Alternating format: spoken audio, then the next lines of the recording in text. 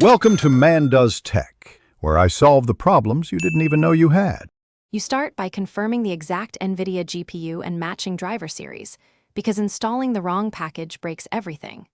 Once you know the model, disable Secure Boot in UEFI. This prevents unsigned drivers from being blocked.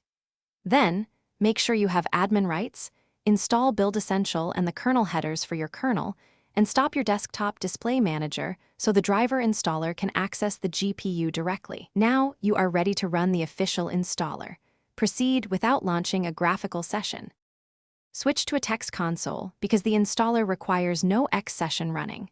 Make the downloaded NVIDIA run file executable, then run it as root.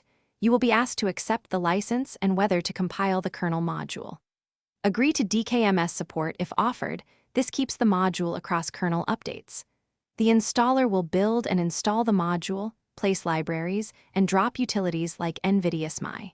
When it finishes, update your X configuration if needed, then prepare to reboot to activate the driver. Reboot to let the new kernel module load, then run NVIDIA SMI to confirm the driver and GPU are active. This shows versions and GPU utilization. If you encounter a black screen, boot into Recovery or a live console, ensure Nuvo is blacklisted and removed, and reinstall the NVIDIA run file. Secure Boot can reblock modules, so keep it disabled. Make sure DKMS was enabled so the module rebuilds on kernel updates, and use dmesc and xlogs to pinpoint module or symbol errors if the problem. Thanks for watching. If you found this helpful, don't forget to like and subscribe.